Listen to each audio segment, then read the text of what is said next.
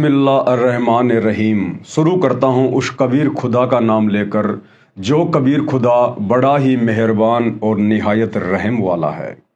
परंतु विश्व के किसी भी मुसलमान को, मुल्ला मौलवी काजी को या उलेमाओं को इस बात का तनिक भी इल्म नहीं है, ज्ञान नहीं है कि वो कादिर अल्लाह कौन है, वो सुप्रीम गॉड कौन है, अल्लाहु अकबर कौन है। पूरे विश्व का मुसलमान समाज जिसे अपना खुदा मानकर, अल्लाह मानकर पूज रहा है, इबादत कर रहा है, दरअसल वो शैतान है। शैतान काल की इबादत पूरा विश्व का मुसलमान समाज कर रहा है। वो अल्लाह कौन है, कैसा है, कैसे वो धरती पर आता है, कैसे आत्माओं तक अपना ज्ञान पहुंचाता है, वो कैसा दिखाई देता है, कैसे उसकी सच्ची इबादत प्राप्त होगी, इन तमाम बातों की जानकारी वो अल्लाह ताला कादिर अल्लाह सुभान अल्लाह स्वयं ही धरती पर मनुष्य रूप में प्रकट होकर संत साधु के रूप में, दरवेश के रूप में, जिंदा बाबा के रूप में, सतगुरु के रूप में बाखबर बनकर, तत्वदर्शी संत बनकर वो अपना ज्ञान स्वयं ही प्रचारित करता है। और वर्तमान में वो कादिर अल्लाह भारत की पावन धरती पर अपना कार्य कर रहा है। और उस अल्लाह ने स्वयं ही आकर अपनी जानकारी देनी पड़ी, क्योंकि उस कादिर अल्लाह के विषय में यहां का कोई भी प्राणी, कोई भी फरिश्ता, कोई भी देवता जानकारी नहीं दे सकता है। इसलिए उस कादिर अल्लाह ने, अल्लाह ताला ने 7वें आसमान से, सचखंड से चलकर स्वयं ही धरती पर आकर अपना ज्ञान बताना पड़ता है। तो भाई और बहनों, उस कादिर अल्लाह का जयकारा लगाते हुए आज का वीडियो हम शुरू करते हैं। बिस्मिल्लाहिर्रहमानिर्रहीम। शुरू करता हूँ उस कबीर खुदा का नाम लेकर जो कबीर अल्लाह बड़ा मेहरबान निहायत रहम वाला है। परम पिता परमात्मा, सारी सृष्टि के रचनहार, कुल मालिक, असंख्य ब्रह्मांडों के स्वामी, जगत गुरु, तीनों लोकों में प्रवेश करके सबका भरण पोषण करने वाले राजाधिराज, आत्माधार, नाथों के नाथ, देवों के देव महादेव, सर्वेश्वर महेश्वर, मृत्युंजय, अजरो अमर, आदि अनादि, सनातनी प्रभु, जगत पिता जगदीश्वर, श्री श्री 1008 की उपाधि के वास्तविक अधिकारी, अकाल मूर्त सौद स्वरूपी राम वासुदेव, सर्वगतम ब्रह्म, परम पूज्य, प्रथम पूज्य, परम संत, परम पुरुष, परम धनी, परम दयालु, सत्य कबीर, हक्का कबीर, अल्लाहु कबीर, अल्लाहु अकबर, बाखबर अल्लाह ताला, जगत के तारणहार, जगत के मुक्तिदाता, जगत के जगन्नाथ, हारे के सहारे, हिंदुओं के राम, मुसलमानों के अल्लाह, सिखों के वाहिगुरु, ईसाइयों के मसीह, दया के सागर दया निधि, करुणा के सागर करुणा निधि, स्वयंभू परिभू, संकट मोचन, कष्ट हरण, मंगल करण, दुख भंजन, अविगत कबीर, निर्विकार निर्विषम परमात्मा, अलय अलेख सतगुरु, आदि अनादि सतगुरु, असली मर्यादा पुरुषोत्तम, असली राम, असली कृष्ण, असली घनश्याम, असली मुरारी, राजाओं के राजा, महाराजाओं के महाराजा, शहंशाहों के शहंशाह, सम्राटों के सम्राट, भगवानों के भगवान, अल्लाहों के अल्लाह, प्रभुओं के प्रभु, मसीहाओं के मसीह, सच्चे वाहिगुरु, बाबाओं के बाबा, पीरों के पीर, सेठों के सेठ, जगत सेठ, सावड़सा सेठ, सर्वगुण संपन्न, अनंत कोटि कलाओं के स्वामी, अनंत कोटि ब्रह्मांडों के नायक, योगियों में महायोगी, ध्यानियों में महाध्यानी, सिद्धों में परम सिद्ध, ज्ञानियों में तत्व ज्ञानी, ब्रह्म ज्ञानी, महाज्ञानी, परम ज्ञानी, सर्वश्रेष्ठ ज्ञानी, विज्ञानी, युवा कबीर, समर्थ कबीर, असंवाद, अमित ओझा, सच्चे रहनुमा, करीम अल्लाह, सुभान अल्लाह, दुनिया के अंतिम पैगंबर, 8 सितंबर 1951 से गांव धनाना, जिला सोनीपत, हरियाणा, भारतवर्ष की पावन भूमि पे प्रकट रियल कल्कि भगवान श्री नारायण साकार हरि, श्री बाबा साहेब, नूर अनंत परमात्मा, संत श्रोमणी सतगुरु रामपाल जी परमेश्वर जी के चरण कमल में लाइव वीडियो देख रहे आप और हम सभी भाई बहनों का अनंत कोटि दंडोत प्रणाम। तो भाई और बहनों, आज वो कादिर अल्लाह, समर्थ अल्लाह, अल्लाह ताला सुभान व ताला खुद धरती पर मनुष्य रूप में प्रकट है, क्योंकि अल्लाह ताला का शरीर मनुष्य के जैसा है। उन्होंने हम मनुष्यों को अपने जैसा ही बनाया है और वो परमात्मा स्वयं ही धरती पर प्रकट होकर अपना यथार्थ ज्ञान, अपनी पूजा की सच्ची इबादत बताता है। भाई और बहनों, पवित्र आसमानी पुस्तक मुसलमान नहीं समझे ज्ञान कुरान, इस पुस्तक के ऊपर 16 वीडियो बन चुके हैं। आज हमारा ये 17वें नंबर का वीडियो है। यदि आपने अभी तक शुरू से देखना शुरू नहीं किया है तो प्रार्थना है आप जी शुरू से वीडियो देखना ज़रूर शुरू करें, क्योंकि बहुत सारी बातें मुसलमान धर्म से संबंधित जो उनकी धार्मिक पुस्तकों में, पवित्र आसमानी पुस्तकों में लिखी हुई है, वो सारी जानकारी उपलब्ध करवा दी गई है प्रमाणों के साथ में, जिस जानकारी से मुसलमान धर्म के मुल्ला, मौलवी, काजी, उलेमा भी अनभिज्ञ हैं। तो आप जी शुरू से वीडियो देखना शुरू करें, तभी आपको ये पूरी कहानी समझ में आएगी। पिछले वीडियो में गुरुदेव भगवान ने बताया और कबीर सागर से ये साबित किया, सूक्ष्म वेद से, कि वो अल्लाह कबीर, अल्लाह ताला कादिर अल्लाह 650 साल पहले बनारस के काशी में कबीर दास नाम से प्रकट हुए।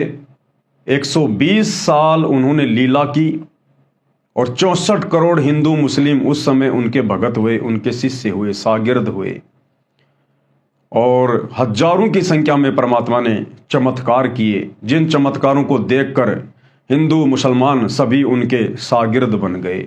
यहां तक कि दिल्ली का बादशाह सिकंदर लोदी भी कबीर परमात्मा का शिष्य बन गया। तो मुसलमान भाइयों की इस गलत धारणा को गुरुदेव ने खंडित किया। जो मुसलमान भाई और उलेमा कहते हैं कि अल्लाह कभी धरती पे नहीं आता, अल्लाह बेचैन है, अल्लाह निराकार है, अल्लाह दिखाई नहीं देता, तो परमेश्वर सतगुरु रामपाल जी ने, हालांकि ये स्वयं ही अल्लाह हैं, परमेश्वर हैं, सुभान व तआला हैं, अल्लाह कबीर हैं, लेकिन अपने आप को छुपा कर ये लीला करते हैं ताकि हम इनके ज्ञान को समझ सकें। तो उन्होंने साबित किया कि 650 साल पहले भी कबीर परमात्मा भारत देश की पावन भूमि पर प्रकट हुए, 120 साल तक रहे और 64 लाख आत्माओं को अपना शिष्य बनाया, उनको अपना ज्ञान दिया। अब आज के वीडियो में हम उसी श्रृंखला में आगे बढ़ेंगे कि जब कबीर परमात्मा शिशु रूप में काशी में प्रकट होकर और नीरू नीमा को अपना मुंह बोला माता पिता बनाकर अपनी परवरिश की लीला करवा रहे थे, उसके बाद जब कबीर परमात्मा जी का नाम रखने का समय आया, नामांकन करने का समय आया, तो मुसलमान काजी अपनी कुरान शरीफ को लेकर कबीर परमेश्वर जी का नाम रखने के लिए आए। और क्या लीला की कबीर परमात्मा ने, हम आज के वीडियो में पढ़ेंगे। पवित्र आसमानी पुस्तक मुसलमान नहीं समझे ज्ञान कुरान, पेज नंबर 84। शिशु कबीर परमेश्वर का नामांकन। क्योंकि कबीर परमेश्वर जी के मुंह बोले माता पिता नीरू और नीमा को, जो पहले हिंदू धर्म में थे, नीरू का नाम था गौरी शंकर और नीमा का नाम था सरस्वती। उस समय दिल्ली का बादशाह मुसलमान राजा था, इसलिए भारत देश पर मुसलमानों का दबदबा ज्यादा था, हिंदू मुसलमानों से दबते थे, इसलिए मुसलमानों ने जबरदस्ती नीरू और नीमा को मुसलमान बना दिया, नीरू और नीमा उनका नाम रख दिया। तो जब कबीर परमात्मा प्रकट हुए काशी में लहरदारा तालाब पर, कमल के विकसित फूल पर, और नीरू और नीमा जब उनको अपने घर पर लेकर आ गए, जब इस बात का पता मुसलमानों को चला, तो मुसलमान धर्म के काजी उनका नामांकन करने के लिए नीरू और नीमा की झोपड़ी पर आते हैं। पारक के अंक की वाणी नंबर 392 से 393। गरीब काजी गए कुरान ले, धर लड़के का नाम, अक्सर अक्सर मैं फूरा, धन्य कबीर बलि जाऊं मैं। काजी अपनी कुरान शरीफ को लेकर और नीरू और नीमा के बच्चे का, जो कि स्वयं परमात्मा उनके घर में आए हुए थे लीला करने के लिए, उनका नाम रखने के लिए आ गए 2 पैसे के लालच में। और कबीर परमेश्वर ने ऐसी लीला दिखाई, उस पूरी कुरान के अंदर जो भी पेज वो काजी खोले नाम रखने के लिए, पूरी कुरान के अंदर कबीर कबीर कबीर कबीर कबीर कबीर, परमात्मा ने यही दिखाया पूरी कुरान के अंदर।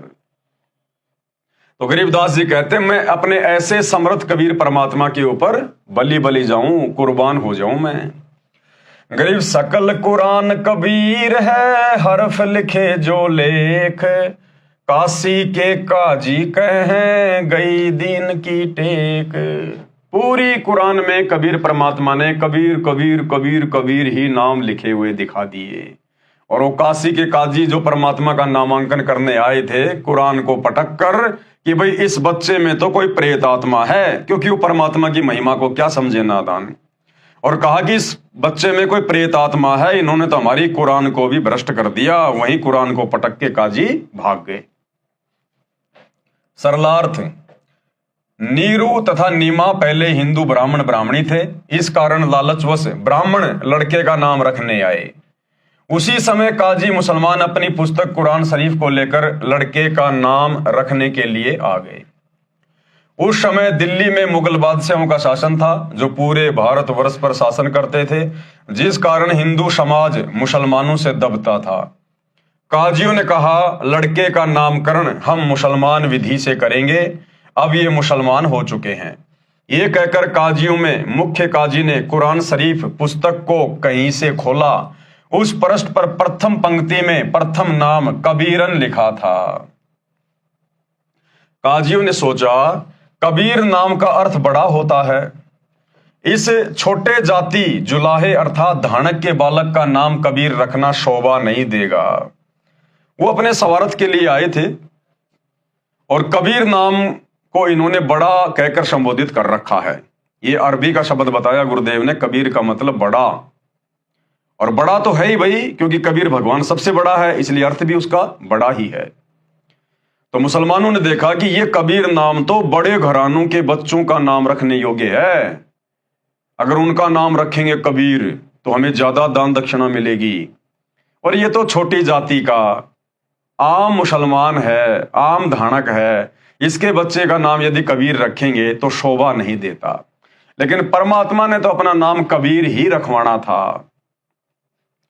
ये तो उच्च घरानों के बच्चों के नाम रखने योग्य है। शिशु रूपधारी परमेश्वर काजियों के मन को दोष को जानते थे। उन काजियों के मन में क्या दोष था, क्या लोभ लालच था, परमात्मा जानते थे।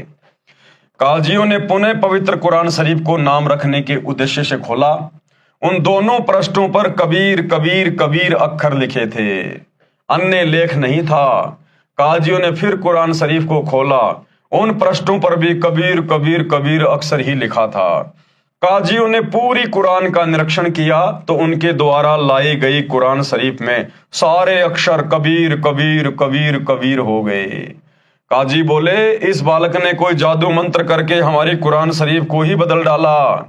तब कबीर परमेश्वर शिशु रूप में बोले, कबीर परमात्मा अल्लाह कबीर अल्लाह ताला जो लीला कर रहे थे शिशु रूप में, तो कबीर परमात्मा जी ने शिशु रूप में क्या कहा, हे काशी के काजियों, मैं कबीर अल्लाह अर्थात अल्लाह अकबर हूं, मेरा नाम कबीर ही रखो। काजियों ने अपने साथ लाई कुरान को वहीं पटक दिया तथा चले गए। बोले इस बच्चे में कोई प्रेत आत्मा बोलती है। परमात्मा ने कहा भैया इस कलयुग में मेरा कबीर नाम ही चलेगा, तुम चाहे कितनी कोशिश कर लो, मेरा कबीर नाम ही रहेगा। तो काजी समझ नहीं पाए परमात्मा की लीला को, और उल्टा परमात्मा में दोष देखकर कि इसमें कोई प्रेत आत्मा बोलती है, कुरान को वहीं पटक कर कि इसने तो हमारी कुरान को भी खंडित कर दिया, और चले गए। उसके बाद शिशु कबीर देव द्वारा कुंवारी गाय का दूध पीना। वेदों में जो परमात्मा की महिमा लिखी हुई है कि जब वो परमात्मा पृथ्वी पर शिशु रूप में प्रकट होता है अपनी लीला करने के लिए, उस समय परमात्मा की परवरिश कुंवारी गायों के दूध से होती है।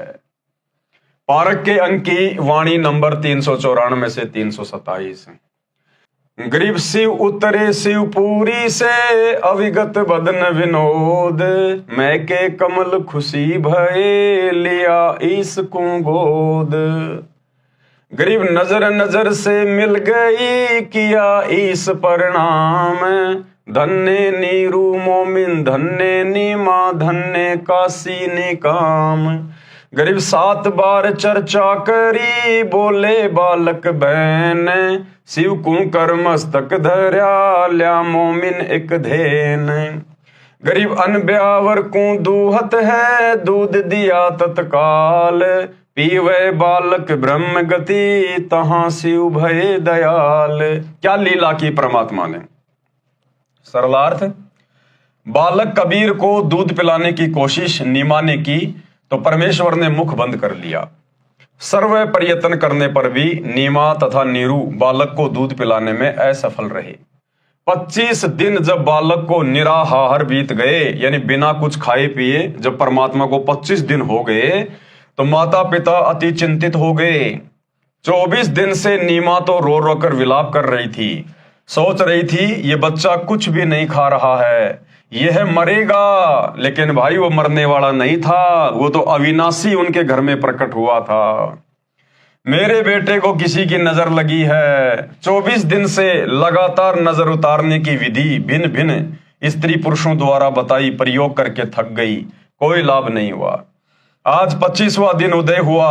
माता नीमा रात्रि भर जागती रही तथा रोती रही कि पता नहीं ये बच्चा कब मर जाएगा, मैं भी साथ ही फांसी पर लटक जाऊंगी, मैं इस बच्चे के बिना जीवित नहीं रह सकती। बालक कबीर का शरीर पूर्ण रूप से स्वस्थ था तथा ऐसे लग रहा था जैसे बच्चा प्रतिदिन 1 किलोग्राम 1 सेर दूध पीता हो। परंतु नीमा को डर था कि बिना कुछ खाए पिए ये बालक जीवित नहीं रह सकता, ये कभी भी मृत्यु को प्राप्त हो सकता है। ये विचार करके चिंतित थी। भगवान शंकर के साथ साथ निराकार प्रभु की भी उपासना तथा उससे की गई प्रार्थना जब व्यर्थ रही तो अति व्याकुल होकर रोने लगी। उसके बाद परमात्मा ने क्या लीला करी। भगवान शिव एक ब्राह्मण ऋषि का रूप बनाकर नीरू की झोपड़ी के सामने खड़े हुए। अब भाई और बहनों, सारे के सारे खेल कबीर परमात्मा ही करता है।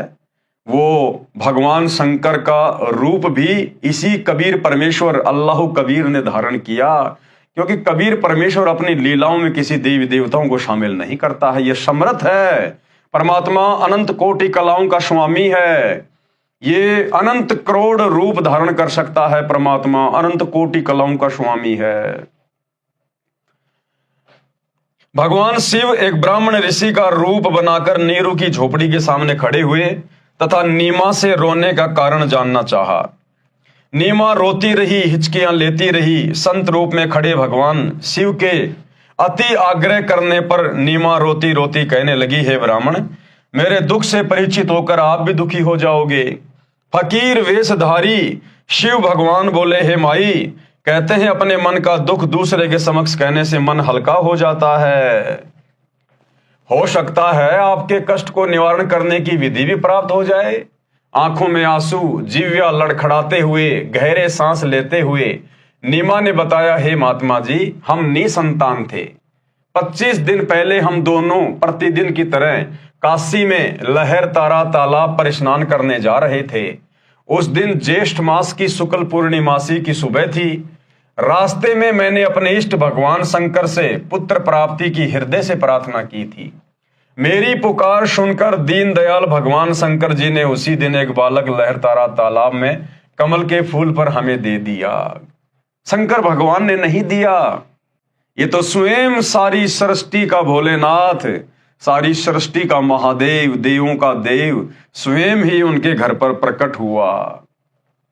बच्चे को प्राप्त करके हमारे हर्ष का कोई ठिकाना नहीं रहा। ये हर्ष अधिक समय तक नहीं रहा। इस बच्चे ने दूध नहीं पिया। सारे प्रयत्न करके हम थक चुके हैं। आज इस बच्चे को 25वां दिन है, कुछ भी आहार नहीं किया। ये बालक मरेगा, इसके साथ ही मैं आत्महत्या करूंगी। मैं इसकी मृत्यु की प्रतीक्षा कर रही हूं। सारी रात्रि बैठकर तथा रो रो कर व्यतीत की है।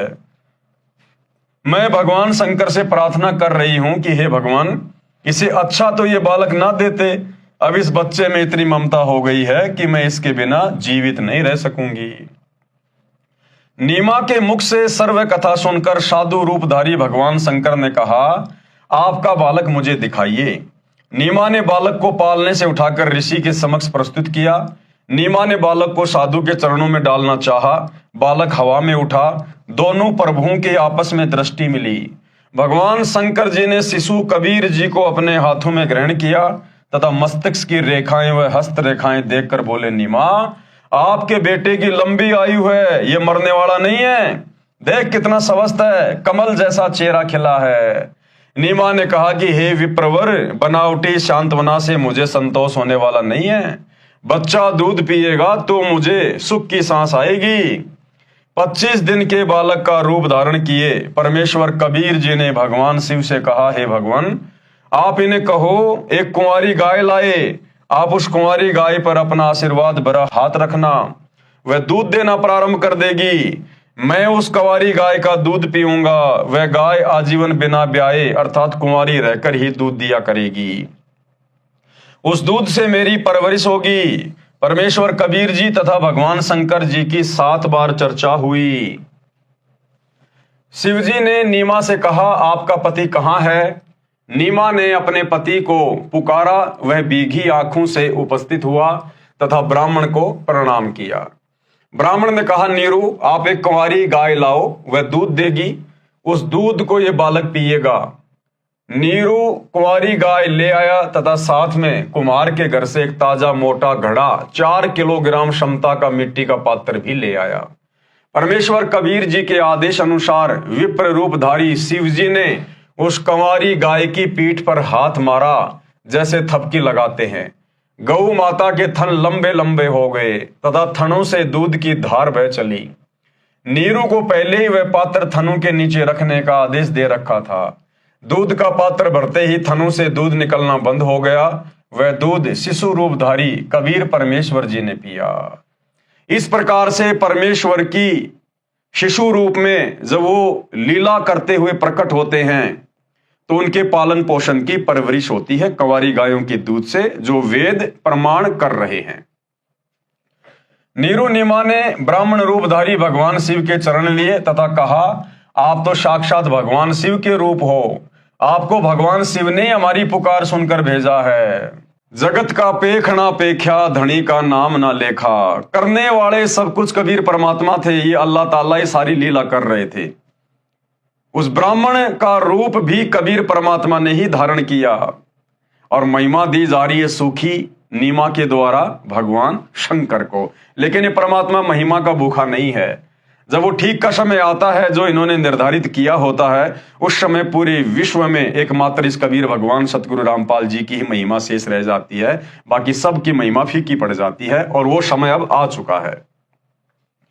हम निर्धन व्यक्ति आपको क्या दक्षिणा दे सकते हैं? हे विप्र, 24 दिनों से हमने कोई कपड़ा भी नहीं बुना है। विप्र रूपधारी भगवान शंकर बोले, साधु भूखा भाव का, धन का भूखा नहीं, जो है भूखा धन का वो साधु भी नहीं। अब ये वाणी किसकी है भाई और बहनों? ये कबीर परमात्मा की वाणी है। तो अंत में जो ब्राह्मण वेश धारण करके आया था और उसने कहा कि साधु भूखा भाव का, धन का भूखा नहीं, जो कोई धन का भूखा वो साधु भी नहीं। तो ये वाणी ये साबित करती है कि ब्राह्मण के वेश में भगवान शंकर नहीं थे, स्वयं कबीर परमात्मा ही थे। ये संकेत छोड़ दिया परमात्मा ने लास्ट में ये वाणी बोलकर। ये कहकर विप्र रूपधारी शिव जी ने वहां से प्रस्थान किया। यही प्रमाण वेदों में है कि परमात्मा शिशु रूप में प्रकट होकर लीला करता है, तब उनकी परवरिश कुंवारी गायों के दूध से होती है। और कहां प्रमाण है? ऋग्वेद मंडल नंबर 9 सूक्त 1 मंत्र 9। अभी इमम अधन्य उत शृणंति धेनव शिशुम सोम इंद्रियाय पातवे। अभी इमम अधन्य उत शृणंति धेनव शिशुम सोमम इंद्राय पातवे। परमात्मा ने शब्दों का अर्थ भी लिखा हुआ है और भावार्थ किया है गुरुदेव ने इस श्लोक का। पूर्ण परमात्मा अमर पुरुष जब लीला करता हुआ बालक रूप धारण करके स्वयं प्रकट होता है, सुख सुविधा के लिए जो आवश्यक पदार्थ शरीर वृद्धि के लिए चाहिए वह पूर्ति कुंवारी गायों द्वारा की जाती है।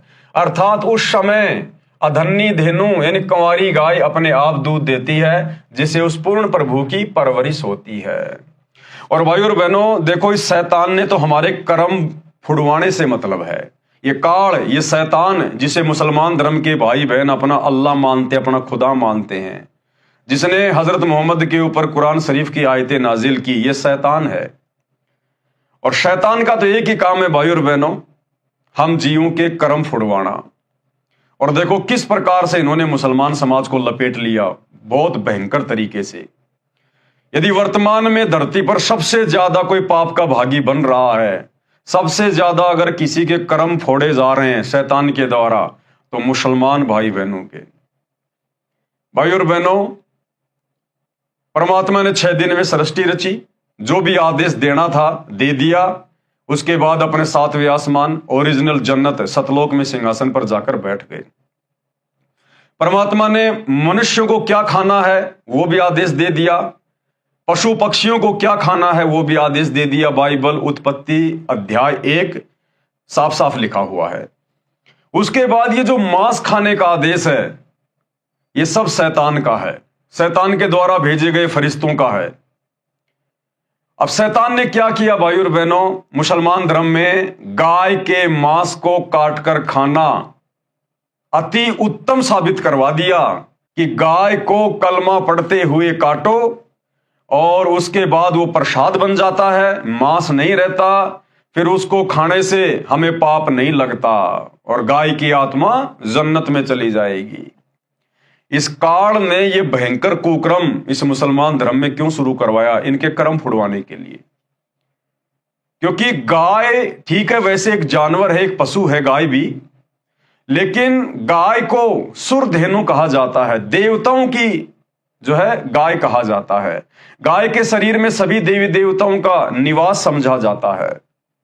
और दूसरी बात, वो कबीर परमात्मा कादिर अल्लाह ताला जब धरती पर लीला करने के लिए शिशु रूप में प्रकट होता है तो उस परमेश्वर की परवरिश गाय के दूध से होती है, कवारी गाय के दूध से, बछिया के दूध से। यानी 84 लाख योनियों में जितने भी पशु पक्षी हैं, परमात्मा ने केवल एक गाय को चुना और शैतान ने उसी गाय को कटवाना शुरू करा दिया मुसलमानों से, उसी गाय को। तो सोचिए भाई और बहनों, ये मुसलमान समाज गाय का मांस खाकर, जिस गाय के दूध से कबीर परमात्मा के परवरिश की लीला पूरी होती है, उस गाय के मांस को खाना, उस गाय को काटना, जीव हत्या करना कितना बड़ा पाप का भागी बनाएगी, सोच भी नहीं सकते। तो शैतान ने तो केवल कर्म फुड़वाने से मतलब है, कर्म फुड़वाने से मतलब। नीरू को धन की प्राप्ति। अब नीरू नीमा के सामने सबसे बड़ी समस्या ये आ गई कि भाई अब घर परिवार कैसे चले, पालन पोषण कैसे हो। पहले तो दोनों ही थे, अब बच्चे की जिम्मेदारी भी आ गई और पिछले 25-30 दिनों से उन्होंने कोई काम भी नहीं किया, अपने बच्चे की चिंता में लगे रहे कि ये कुछ खा नहीं रहा, कुछ पी नहीं रहा, दिन रात उसी की चिंता में। तो महीने भर से उन्होंने कोई काम भी नहीं किया। तो परमेश्वर ने क्या लीला की। और ये कथा आप और हमें एक छोटी सी शिक्षा भी देगी भाई और बहनों, बहुत अच्छी शिक्षा देगी जो हमें हिम्मत प्रदान करेगी। बालक की प्राप्ति से पहले दोनों जने पति पत्नी मिलकर कपड़ा बुनते थे। 25 दिन बच्चे की चिंता में कपड़ा बुनने का कोई कार्य ना कर सके, जिस कारण से कुछ कर्ज नीरू को हो गया। यानी नीरू ने 25 दिन तक कोई काम नहीं किया, तो अपने अड़ोसियों पाड़ोसियों से, जुलाहों से कुछ पैसे उन्होंने उधार लिए अपना घर चलाने के लिए, तो उनके ऊपर कर्जा हो गया। कर्ज मांगने वाले भी उसी 25वें दिन आ गए। देखो भाई और बहनों, बहुत बड़ी शिक्षा है, बहुत बड़ी शिक्षा। जो भाई बहन छोटी छोटी बातों को लेकर अपने मन में निराश हो जाते हैं, उदास हो जाते हैं, मन में दोष पाल बैठते हैं, अंदर से टूटना शुरू हो जाते हैं, घबरा जाते हैं, उन भाई बहनों को शिक्षा लेनी चाहिए। आप और हम कबीर परमात्मा की भक्ति कर रहे हैं, जो कबीर परमात्मा नीरू और नीमा के घर पर प्रकट हुए थे, जिनकी हम ये कथा सुन रहे हैं, अमर कथा। भगवान जिनके घर में उनके बच्चे के रूप में प्रकट हो गया। आप और हम बहुत सारे भाई बहन तो अभी तक अपने गुरुदेव भगवान के साक्षात दर्शन भी नहीं कर पाए, उनके चरणों को स्पर्श करने का मौका भी नहीं मिला, और ना जाने आगे मिलेगा या नहीं मिलेगा 2028 के बाद। और वो कबीर परमात्मा नीरू और नीमा की गोद में दिन रात खेल रहा है, उनके सीने से लगा हुआ है। यानी आने वाले समय में 2028 के बाद जब इस कबीर परमात्मा की महिमा पूरे विश्व में प्रकट होगी, सतगुरु रामपाल जी भगवान की, तो हो सकता है लोगों को इनके चरण स्पर्श करने का भी ताउम्र मौका ना मिले। किलोमीटर 2 किलोमीटर दूर से ही हो सकता है दर्शन करने पड़े, और दर्शन करने का नंबर भी हो सकता है साल 6 महीने में एक बार आए, या फिर टीवी चैनलों पे ही आशीर्वाद लेना पड़े। वो कबीर भगवान नीरू और नीमा की गोद में दिन रात 24 घंटे उनके सीने से लगकर और उनको असीम शांति प्रदान कर रहा है। उनके घर में उनके बच्चे के रूप में जब चाहो प्यार करो, लाड करो, सीने से लगाओ। और उसके बाद भी वो माता पिता कितने दुखी, कितने परेशान, कितने चिंतित। कर्जा उनके ऊपर हो गया और मांगने वाले बार बार उनको धमकी देके जा रहे हैं कि फला फला दिन यदि हमारा पैसा नहीं दिया तो देख लेना, फिर झोपड़ी से बाहर निकाल देंगे। तो सोचिए, जिनके घर में सारी सृष्टि का भगवान परमात्मा कादिर अल्लाह, अल्लाहू अकबर बैठा हुआ है, जिसने पूरी सृष्टि को बनाया अपने एक शब्द से, इतना समर्थ वो जगत सेठ उस झोपड़ी में बैठा है नीरू नीमा की गोद में, और उस नीरू नीमा को लोग परेशान कर रहे, दुखी कर रहे हैं, उनके ऊपर कर्जा हो गया। सबसे ज्यादा गरीब 20-25 दिन से कोई काम धंधा भी नहीं कर पाए, और दिन रात उनको चिंता सता रही है कि मांगने वालों को क्या जवाब देंगे, दुखी करेंगे, बेइज्जत करेंगे, मार पिटाई भी कर सकते हैं, और आगे कैसे घर-बार चलेगा, कैसे परिवार का पालन पोषण होगा। कितनी चिंता उन माता पिता को जिनके घर में भगवान बैठा। तो आप और हम भगत भाई बहनों ने ये शिक्षा लेनी है। ये ना सोचना कि हम सतगुरु रामपाल जी भगवान इस कबीर परमात्मा की शरण में आ गए, घर में दरबार लगा लिया, तो कबीर परमात्मा एक ही दिन में हमारे भंडारे भर देगा, या एक ही दिन में परमात्मा हमें सारी चिंताओं से मुक्त कर देगा। ये तो कर सकता है, इसका नाम चिंतामणि है, चिंता हरण है, कष्ट हरण है, मंगल करण है, दुख भंजन है। ये तो एक सेकंड भी ना लगाए परमात्मा। लेकिन आप और हमारे कर्म युगों युगों से इस शैतान ने इतने बिगाड़ रखे हैं, अब वो धीरे धीरे सेट करने पड़ रहे हैं परमात्मा ने। तो हमने कभी भी अपने मन में ये दोष नहीं पालना है। यदि हमारे ऊपर छोटी मोटी कोई समस्या आ जाए, कोई कर्जा हो जाए, कोई उधार हो जाए, या अन्य कोई टेंशन बन जाए, छोटी मोटी कोई आपत्ति विपत्ति परेशानी आ जाए, तो हम भगत भाई बहनों ने अपने गुरुजी में और उनकी भक्ति में किसी प्रकार का कोई दोष शौपन में भी नहीं देखना है। ये परमात्मा अपने हिसाब से अपनी लीला करता है, ये अपने हिसाब से अपने भगत को चलाता है। ये तो एक सेकंड में अपने भक्तों को सेठ बना दे, लेकिन सेठ बना दिया, अगले दिन किसी के भाव इस भक्ति में नहीं रहेंगे। ये माया, ये धन, ये संपत्ति सबसे ज्यादा बाधा उत्पन्न करती है परमात्मा की भक्ति में। हमारे भाव नहीं बनने देगी, हमारी वो श्रद्धा नहीं बनेगी जो श्रद्धा परमात्मा बनवाना चाहते हैं। तो जिस घर में परमात्मा साक्षात प्रकट शिशु रूप में 24 घंटे माता पिता के सीने से लग के रहता है, और उस घर में समस्याओं का पहाड़ टूटा हुआ है, चिंताओं पर चिंताएं, एक चिंता हटती है दूसरी सामने आ जाती है, एक परेशानी समाप्त हुई दूसरी सामने आ जाती है। तो आप और हम भगत भाई बहनों ने वर्तमान में ज्ञान को आधार बनाकर अपनी आत्मा के कल्याण के लिए भक्ति करनी है। केवल सुख सुविधाओं को मद्देनजर रख के भक्ति पर नहीं लगे रहना है। जब समय आएगा, धीरे धीरे हमारी भक्ति आगे बढ़ेगी, परमात्मा हमसे प्रसन्न होंगे, उस समय परमात्मा हमारी सारी चिंताओं को भी समाप्त करेगा और हमें बिल्कुल एक नॉर्मल स्थिति में भी लेकर आएगा। तब तक हमने इंतजार करना है और विश्वास करना है। तो देखिए, जिनके घर में परमात्मा और उस घर की क्या हालत हो रही है। बालक की प्राप्ति से पहले दोनों जने पति पत्नी मिलकर कपड़ा बुनते थे। 25 दिन बच्चे की चिंता में कपड़ा बुनने का कार्य नहीं कर सके, यानी इतनी चिंता माता को, जिस कारण से कुछ उधार नीरू को हो गया, कर्ज हो गया। कर्ज मांगने वाले भी उसी 25वें दिन आ गए तथा बुरी भली कहकर चले गए।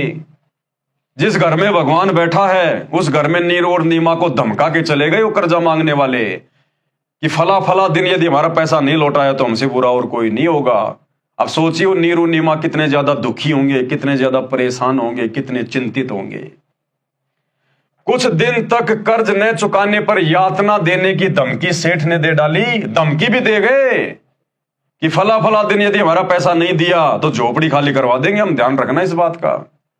और उस समय उन नीची जाति वालों के साथ में कैसा दुर्व्यवहार किया जाता था, लाठियों से मार पिटाई कर दी जाती थी, क्योंकि उनकी कोई सुनने वाला भी नहीं था। तो सोचिए, जिस घर में सेठ बैठा, जगत सेठ बैठा, साहूकार बैठा, पूरी दुनिया को असंख्य ब्रह्मांड भीख में देने वाला बैठा, और फिर भी वो माता पिता कर्जे में और चिंता में और मांगने वाले धमकियां दे दे के जा रहे हैं।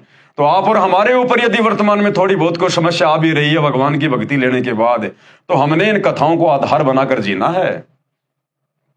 दोनों पति पत्नी अति चिंतित हो गए, अपने बुरे कर्मों को कोसने लगे। एक चिंता का समाधान होता है, दूसरी तैयार हो जाती है। माता पिता को चिंतित देख बालक बोला, हे माता पिता, आप चिंता ना करो, आपको प्रतिदिन एक सोने की मोहर 10 ग्राम सोना पालने के बिछोने के नीचे मिलेगी।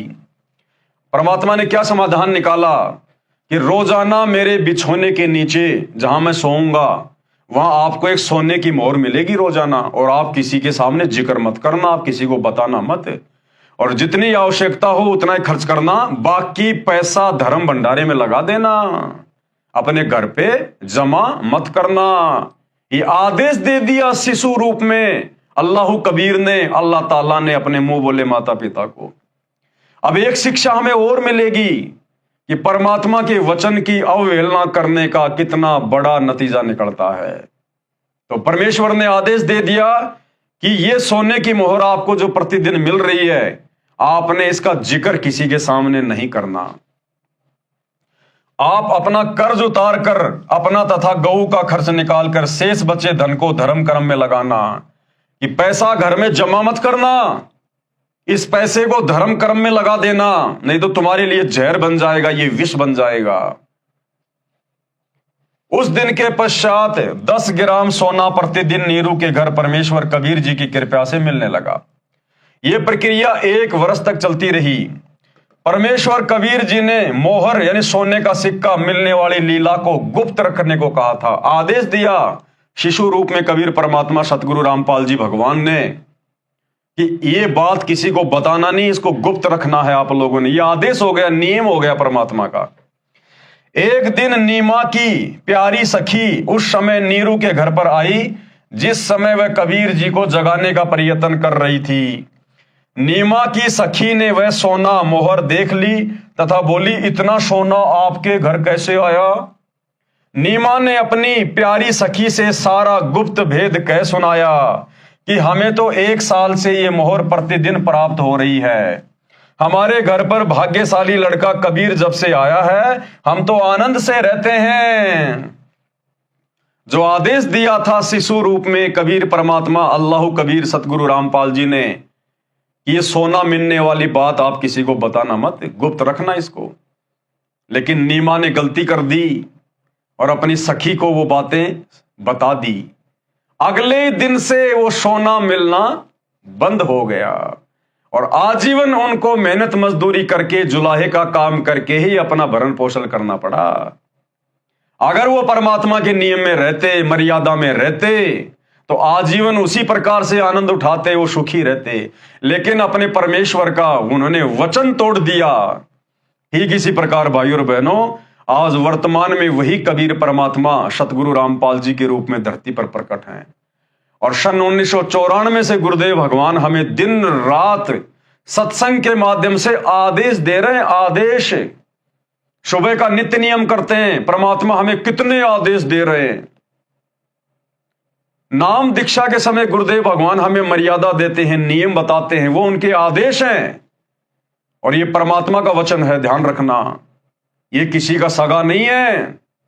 जब इनके खुद के मुंह बोले माता पिता ने नियम तोड़े, तो दूसरे दिन से वो लाभ मिलना बंद हो गया।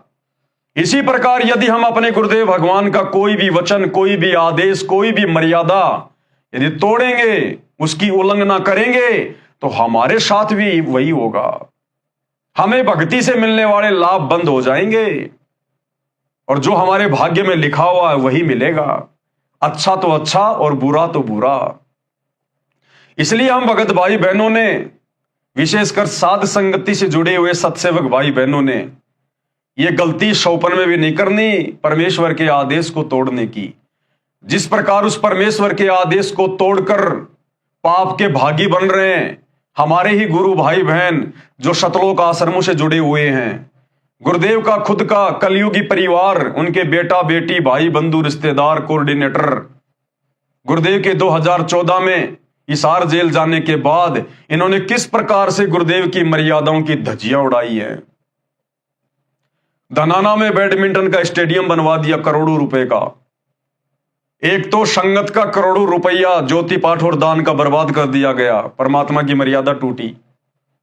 ऊपर से गुरुदेव ने शतनाम के नियम नंबर 2 में कोई भी गेम खेलने के लिए या सहयोग करने के लिए, मोबाइल में भी वीडियो गेम खेलने के लिए साफ साफ मना किया हुआ है। और गुरुदेव के कलयुगी परिवार वालों ने, उनके मुंह बोले बेटा बेटी, उनकी पत्नी, उनके रिश्तेदारों ने धनाना गांव में करोड़ों रुपए की लागत से बैडमिंटन का स्टेडियम बनवा दिया गांव वालों के लिए, अपने शवारत के लिए, ताकि गांव धनाना में जो आश्रम बन रहा है, इस लालच में धनाना गांव के लोग हमारा विरोध ना करें और हमारा आश्रम सही प्रकार से चल पड़े। और गुरुदेव की मर्यादाओं की धज्जियां उड़ा दी। हरियाणा के जाट आरक्षण में लाखों भगत भाई बहनों को उनके धरनों पर बैठा दिया गया। करोड़ों रुपया भक्तों के ज्योति पाठ और दान का जाट आरक्षण में चंदे के रूप में दिया गया। आनंद पाल जैसे गुंडे की सीबीआई जांच का समर्थन भक्तों से करवा दिया गया। 5 लाख रुपया नगद राजपूत करणी सेना को राजस्थान के अजमेर की रैली में चंदे के रूप में दिया गया। गोहाना सोनीपत जिले की जाटों की धर्मशाला बनवाई गई। ऊपर का 5वां फ्लोर गुरुदेव के कलयुगी परिवार के द्वारा बनवाया गया। संगत का करोड़ों रुपया बर्बाद कर दिया गया। अयोध्या में जाकर काल उपासकों के लिए, जो रामलला के दर्शन करने के लिए आ रहे थे, उनके लिए 1 महीने तक वहां भंडारा लगवा दिया। काल उपासना में, आन उपासना में सहयोग कर दिया गया। और भी बहुत सारे कुक्रम जो अक्सर दास आपको बताता ही रहता है। तो सोचिए भाई और बहनों, जहां नीमा ने परमेश्वर के वचन की उल्लंघना की। परमेश्वर ने कहा था तुम्हें जो प्रतिदिन 10 ग्राम सोना मिल रहा है, इस भेद को गुप्त रखना, किसी के सामने बताना मत। लेकिन नीमा ने गलती कर दी और परमेश्वर के आदेश की उल्लंघना कर दी। उसी दिन से, अगले ही दिन से उनको वो लाभ मिलना बंद हो गया, सोने की मोहर मिलना बंद हो गया। तो भाई और बहनों, वर्तमान में वही परमात्मा धरती पर प्रकट है सतगुरु रामपाल जी के रूप में। और उनका वचन तो वही है जो पहले था, जो आज है। साध वचन पलटे नहीं, चाहे पलट जाए ब्रह्मांड।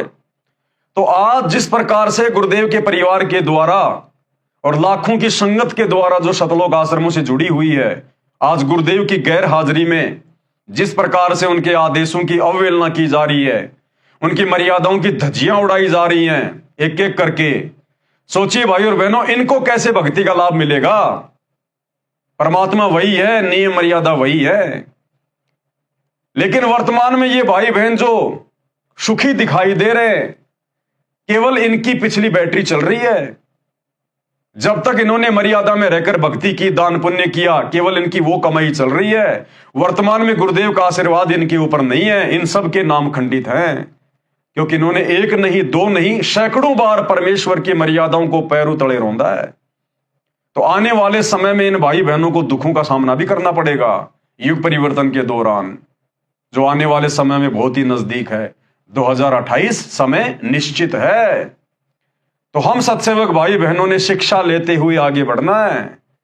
हमने शौपन में भी अपने गुरुदेव भगवान की मर्यादाओं को टूटने नहीं देना है। भाई घर छूटो चाहे जग रूठो, चाहे रूठो ये संसारा हो, कौन सुनेगा फिर काल लोक में, जब गुरु रूठ गया मारा हो। नीमा की सखी ने वह सोना मोहर देख ली तथा बोली, इतना सोना आपके पास कैसे आया? नीमा ने अपनी प्रिय सखी से सारा गुप्त भेद कह सुनाया कि हमें तो 1 साल से ये मोहर प्रतिदिन प्राप्त हो रही है। आदेश तोड़ दिया परमात्मा का, मर्यादा तोड़ दी। हमारे घर पर भाग्यशाली लड़का कबीर जब से आया है, हम तो आनंद से रह रहे हैं। अगले दिन ही सोना मिलना बंद हो गया। अगले दिन वो सुविधा बंद हो गई परमात्मा का वचन तोड़ते ही। नीरू तथा नीमा दोनों मिलकर कपड़ा बुनकर अपने परिवार का पालन पोषण करने लगे। बड़ा होकर बालक कबीर भी पिता के काम में हाथ बटाने लगा। थोड़े ही समय में अधिक बुनाई करने लगा। शिशु कबीर की सुन्नत करने का असफल प्रयत्न। उसके बाद कबीर परमात्मा की सुन्नत करने का समय आया, क्योंकि मुसलमान धर्म में बच्चों की सुन्नत की जाती है, उनकी खतना की जाती है, उनका मानना है ये। अब ये सुन्नत की परंपरा कहां से शुरू हुई, कैसे शुरू हुई, इसके पीछे का भी एक इतिहास है जो सतगुरु रामपाल जी ने अपनी पुस्तक में लिख रखा है, सत्संगों में कह रखा है। अगर आगे इस पुस्तक में उसका कहीं जिक्र आएगा तो आप जियों को जरूर बताएंगे। अन्यथा दास ने वीडियो बना रखा है गुरुदेव के आशीर्वाद से कि मुसलमान धर्म में सुन्नत की परंपरा, टोपी पहनने की परंपरा और मूछें कटवाने की परंपरा कैसे शुरू हुई। हजरत मोहम्मद जी ने क्या वो गलती की थी जिस गलती के कारण उनकी पत्नी खदीजा ने उनको सजा दी थी, उनकी मूछें कटवा दी थी, उनके बालों की जो चोटी होती थी। पहले मुसलमान भाई बहन सब लंबे लंबे बाल रखा करते थे, हिंदुओं की तरह चोटी रखा करते थे। तो हजरत मोहम्मद की पत्नी खदीजा ने नाराज होकर हजरत मोहम्मद को सजा देने के लिए उनकी चुटियां कटवा दी, उनकी मूछें कटवा दी, उनको बेइज्जत करने के लिए, और उनके लिंग के आगे की चमड़ी कटवा दी। ये सजा थी। इस बात को हजरत मोहम्मद ने मुसलमानों से छुपाया अपनी बेइज्जती के डर से, और उन्होंने ये 3 चीजें मुसलमान धर्म में एक पहचान के तौर पर शुरू करवा दी। शिशु कबीर की सुन्नत करने का असफल प्रयत्न। शिशु रूपधारी कबीर देव की सुन्नत करने का समय आया तो पूरा जन समूह संबंधियों का इकट्ठा हो गया। नाई जब शिशु कबीर जी के लिंग को सुन्नत करने के लिए कैंची लेकर गया तो परमेश्वर ने अपने लिंग के साथ एक लिंग यानी जो पेशाब इंद्री है और बना दिया। फिर उस सुन्नत करने को तैयार व्यक्ति की आंखों के सामने 3 लिंग और बढ़ते दिखाई दिए। कुल 5 लिंग एक बालक के देखकर वह सुन्नत करने वाला आश्चर्य में पड़ गया। तब कबीर जी शिशु रूप में बोले, भैया एक ही लिंग की सुन्नत करने का विधान है कि तुम्हारे मुसलमान धर्म में एक ही लिंग की, एक ही पेशाब इंद्री की सुन्नत की जाती है। बोल, शेष 4 की सुन्नत कहां करानी है, जल्दी बोल। शिशु को ऐसे बोलते सुनकर तथा 5 लिंग बालक के देखकर नाई ने अन्य उपस्थित व्यक्तियों को बुलाकर वह अद्भुत दृश्य दिखाया। परमात्मा ने लीला को जन्म देना था और नाई से कहा, भैया तुम्हारे धर्म में तो एक ही पेशाब इंद्री की, एक ही लिंग की सुन्नत करने का आदेश है ना। अब बता बाकी लिंग का कहां कराऊं सुन्नत में, जल्दी बोल, समय नहीं है मेरे पास में। तो जो मुसलमान नाई था वो बेचारा डर गया और उसने दूसरे जो मुसलमान वहां बैठे हुए थे उनको जाके बताया कि भाई देखो क्या चमत्कार हो गया, क्या लीला हो गई। और सारे लोग उठकर आए तो देखा कि एक ही बच्चे के 5-5 पेशाब इंद्री, 5-5 लिंग। सब बड़े आश्चर्य में पड़ गए। सर्व उपस्थित जन समूह ये देखकर अचंभित हो गया, आपस में चर्चा करने लगे, ये अल्लाह का कैसा कमाल है। एक बच्चे को 5 पुरुष लिंग, ये देखकर बिना सुन्नत किए ही चला गया। बच्चे के 5 लिंग होने की बात जब नीरू व नीमा को पता चला तो कहने लगे, आप क्या कह रहे हो, ये नहीं हो सकता। दोनों बालक के पास गए तो शिशु को केवल एक ही पुरुष लिंग था, 5 नहीं थे। परमात्मा ने लीला को वापस समेट लिया। तब उन दोनों ने उन उपस्थित व्यक्तियों से कहा, नीरू और नीमा ने, आप क्या कह रहे थे, देखो कहां है। बच्चे के 5 लिंग केवल एक ही है। उपस्थित सभी व्यक्तियों ने पहले आंखों देखे थे 5 पुरुष लिंग तथा उस समय केवल एक ही लिंग यानी पेशाब इंद्री को देखकर आश्चर्यचकित हो गए। उदाहरण बनाना था परमात्मा ने आज वर्तमान समय के लिए। और उस समय उन काजी मुल्लाओं को परमात्मा ने एक शिक्षा दी और क्या कहा, तब शिशु रूपधारी परमेश्वर बोले, हे भोले लोगो, वो कादिर अल्लाह, अल्लाह कबीर, अल्लाह ताला शिशु रूप में बोला, हे काशी के लोगों, आप लड़के का लिंग किस लिए काटते हो। क्या लड़के को बनाने में अल्लाह यानी परमेश्वर ने चूक कर दी जिसे आप ठीक करते हो। क्या आप परमेश्वर से भी बढ़कर हो। यदि आप लड़के के लिंग की चमड़ी आगे से काटकर सुन्नत करके उसे मुसलमान बनाते हो तो लड़की को मुसलमान कैसे बनाओगे। भाई मुसलमान धर्म में तो केवल लड़कों की सुन्नत की जाती है और कहते हैं भाई मुसलमान बन गया, तो लड़कियों की सुन्नत कैसे करोगे। इसका मतलब मुसलमान धर्म में जितनी भी लड़कियां हैं, माता बहनें हैं, वो तो सब हिंदू हैं, वो मुसलमान तो बनी नहीं, उनकी सुन्नत तो हुई नहीं। ना वो टोपी पहनती, ना उनके दाढ़ी मूंछ होती, ना उनकी सुन्नत हुई। तो मुसलमान धर्म में जितने भी माता बहनें वो तो सारी की सारी हिंदू हैं। तो परमात्मा कहते हैं नादानो, ये तुम्हारा मनमाना आचरण है, परमात्मा का ऐसा कोई विधान नहीं है। यदि मुसलमान धर्म के व्यक्ति अन्य धर्मों के व्यक्तियों से भिन्न होते तो परमात्मा ही सुन्नत करके लड़के को जन्म देता। हे भोले इंसानों, परमेश्वर यानी अल्लाह के सब प्राणी हैं। कोई वर्तमान में मुसलमान समुदाय में जन्मा है तो वह मृत्यु उपरांत हिंदू या ईसाई धर्म में भी जन्म ले सकता है।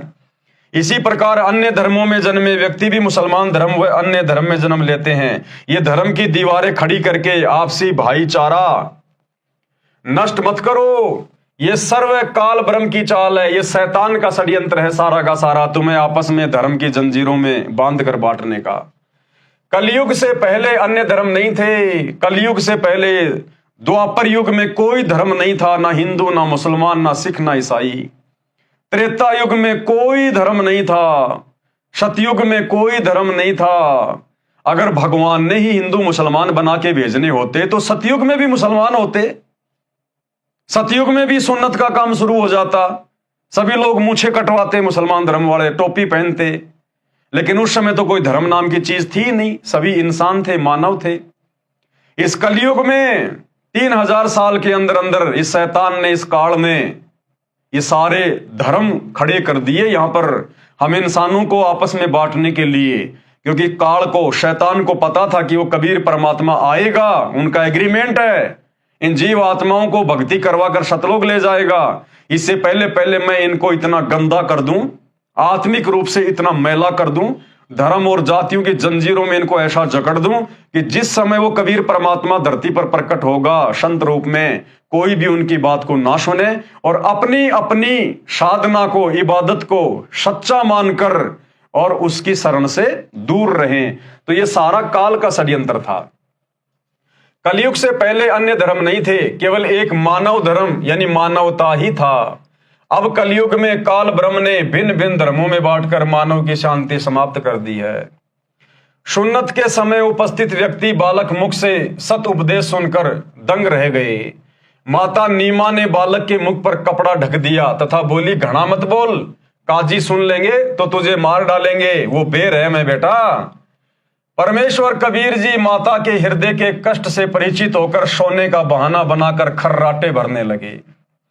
तब नीमा ने सुख की सांस ली तथा अपने सभी संबंधियों से प्रार्थना की कि आप किसी को मत बताना कि कबीर ने कुछ बोला है, कहीं मुझे बेटे से हाथ धोने पड़े। यानी इतनी चिंतित, जिसके घर में भगवान, घर में परमात्मा और प्रत्यक्ष दिखा रहा है चमत्कार कर करके। अरे भैया, महीने भर का बालक कभी बोलता है क्या? क्या इतने अच्छे अच्छे उपदेश देगा क्या? लेकिन फिर भी वो नहीं समझ पाए कि ये बालक कौन है, और फिर भी उसकी चिंता में कि कोई इसे मार ना दे, कोई इसे मेरे से छीन ना ले। ऋषि रामानंद सेऊ, सम्मन तथा नेकी व कमाली के पूर्व जन्मों का ज्ञान। ऋषि रामानंद जी का जीव सतयुग में विद्याधर ब्राह्मण था, जिसे परमेश्वर सत सुकृत नाम से मिले थे। त्रेता युग में वह वेदविद नामक ऋषि था, जिसको परमेश्वर मुनिंद्र नाम से शिशु रूप में प्राप्त हुए थे। तथा कमाली वाली आत्मा सतयुग में विद्याधर की पत्नी दीपिका थी। त्रेता युग में सूर्य नाम की वेदविग ऋषि की पत्नी थी।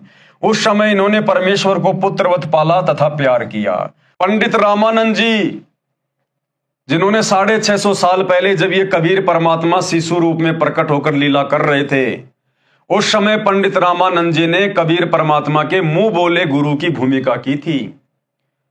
यही पंडित रामानंद जी वाली आत्मा सतयुग में भी थी, त्रेता युग में भी थी। और जिस प्रकार कलयुग में 650 साल पहले नीरू और नीमा को कबीर परमात्मा की शिशु रूप में परवरिश करने का मौका मिला था, उसी प्रकार इस पंडित रामानंद जी वाली आत्मा को, और जो कमाली थी, जो परमात्मा की मुंह बोली बेटी थी, इन दोनों आत्माओं को सतयुग में और त्रेता युग में कबीर परमात्मा की शिशु रूप में परवरिश करने का मौका मिला था। उसी पुण्य के कारण ये आत्माएं परमात्मा को चाहने वाली थी। कलयुग में भी इनका परमेश्वर के प्रति अटूट विश्वास था।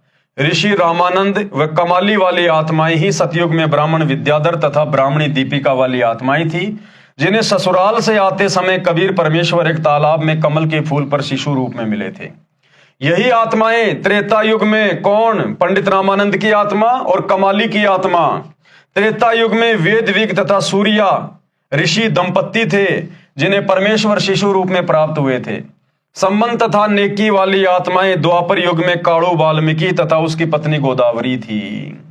नेकी और सम्मन ये दोनों द्वापर युग में जब परमात्मा करुणामय ऋषि के रूप में आए थे तो इन्होंने परमात्मा की परवरिश की लीला की थी।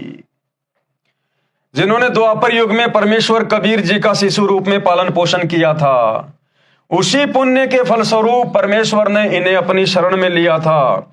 सेऊ यानी शिव वाली आत्मा द्वापर में ही एक गंगेश्वर नामक ब्राह्मण का पुत्र गणेश था, जिसने अपने पिता के घोर विरोध के पश्चात भी मेरे उपदेश को नहीं त्यागा था, तथा गंगेश्वर ब्राह्मण वाली आत्मा कलयुग में शेख तकी बना। यानी जो शेख तकी था, जो सिकंदर लोदी का धार्मिक गुरु था, वो द्वापर युग में सेऊ का पिता था। शेख तकी वाली आत्मा द्वापर युग में सेऊ का पिता था, और द्वापर युग में भी ये शेख तकी की आत्मा जो गंगेश्वर नाम से था, ये कबीर परमात्मा का घोर विरोधी था, घोर विरोधी, और कलयुग में भी घोर विरोधी ही रहा। वह द्वापर युग से ही परमेश्वर का विरोधी था। गंगेश्वर वाली आत्मा शेख तकी को काल ब्रह्म ने फिर से प्रेरित किया, जिस कारण से शेख तकी यानी गंगेश्वर कबीर परमेश्वर जी का शत्रु बना। भगत श्री काणु तथा गोदावरी का गणेश माता पिता तुल्य सम्मान करता था। रो रो कर कहता था, काश आज मेरा जन्म आप वाल्मीकि के घर होता। मेरे माता पिता काणु तथा गोदावरी भी गणेश से पुत्रवत प्यार करते थे, उनका मोह भी उस बालक में अत्यधिक हो गया था। इसी कारण से वे फिर से उसी गणेश वाले आत्मा अर्थात सेऊ के माता पिता नेकी तथा सम्मन बने। सम्मन की आत्मा ही नौशेरवा शहर में नौशेर खान राजा बना, फिर बलक बुखारे का बादशाह इब्राहिम अदम सुल्तान हुआ, तब उसको पुनः भक्ति पर लगाया। सुल्तान इब्राहिम इब्न अदम की संपूर्ण कथा इसी पुस्तक के पेज नंबर 153 पर लिखी है। सतगुरु रामपाल जी से निवेदन है कि जब हम मुसलमान भाइयों से ज्ञान चर्चा करते हैं, उनके प्रश्नों का उत्तर हम नहीं दे पाते हैं, कृपया इसका जवाब कैसे दें। प्रश्न ये है। तो गुरुदेव ने कहा, भाई क्या सवाल है। कुरान का ज्ञान उतारने वाला अल्लाह कादिर नहीं है, ये कैसे माना जाए। क्योंकि कुरान मजीद में सूर 7:38 आयत नंबर 41 और 42 में प्रमाण है कि अल्लाह ने बंदे अयूब की पुकार सुनकर उसे कहा कि जमीन पर लात मारो, पीने के पानी का चश्मा निकलेगा, यानी फवारा निकलेगा। अयूब ने वैसा ही किया और लात मारते ही पीने के ठंडे पानी का चश्मा बहने लगा। तो मुसलमान भाई बहन कहते हैं कि हमारे अल्लाह ने, जिसको हम अल्लाह कह रहे हैं, खुदा कह रहे हैं, और तुम संत रामपाल जी के भगत कहते हो कि वो शैतान है, वो काल है। एक समय हमारे धर्म में एक अयूब नाम का व्यक्ति हुआ और उसने अपने खुदा से प्रार्थना की, तो उस अयूब ने जमीन में लात मारी, लात मारते ही पानी का फवारा निकला, चश्मा निकला। तो तुम ये कैसे कह सकते हो कि हमारा खुदा समर्थ नहीं है या हम शैतान की इबादत कर रहे हैं। तो गुरुदेव भगवान ने क्या जवाब दिया इसका। सतगुरु रामपाल जी उत्तर इस प्रकार दो। उत्तर आप जी इसी पुस्तक में सृष्टि रचना अध्याय में पढ़ें, उससे पता चलेगा कि कुरान का ज्ञान उतारने वाला किस स्तर का खुदा है। सबसे पहले अल्लाह की परिभाषा समझें। खुदा अरबी भाषा का शब्द है जिसका अर्थ है स्वामी, प्रभु, मालिक, गॉड, भगवान। उदाहरण से समझते हैं, जैसे भारत देश में प्रांत में मंत्री जी, मुख्यमंत्री जी के पद है। मंत्री जी केवल एक या अधिक विभाग या स्वामी प्रभु होता है। मुख्यमंत्री पूरे राज्य का प्रभु यानी मालिक होता है। अन्य राज अधिकारी भी होते हैं, जैसे पुलिस विभाग में डायरेक्टर जनरल डीजी होता है, जो पूरे प्रांत की पुलिस का प्रभु यानी मालिक होता है।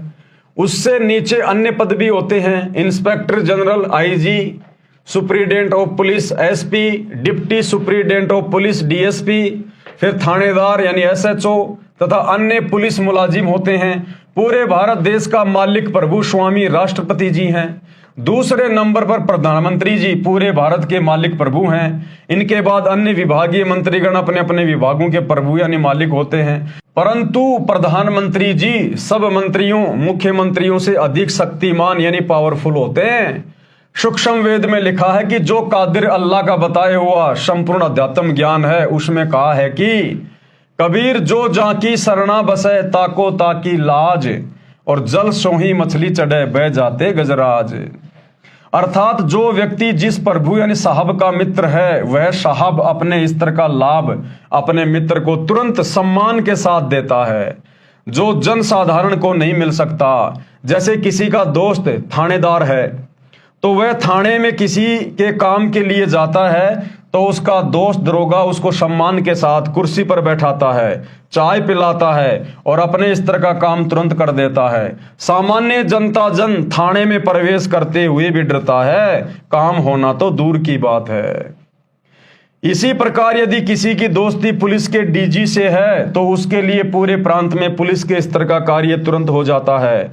जो कार्य एसपी डीएसपी थानेदार भी नहीं कर सकते, वह भी डीजी के मित्र का हो जाता है। इसी प्रकार प्रांत में मंत्री जी भी राहत दे सकता है, परंतु मुख्यमंत्री के समान लाभ नहीं दे सकता। इसी प्रकार भारत के प्रधानमंत्री जी सब मुख्यमंत्रियों व केंद्रीय मंत्रियों से अधिक लाभ दे सकते हैं। जिनकी दोस्ती प्रधानमंत्री से है, उसके काम देश में किसी भी स्तर के साहब के पास हो, निर्बाध बिना रोक टोक के हो जाते हैं।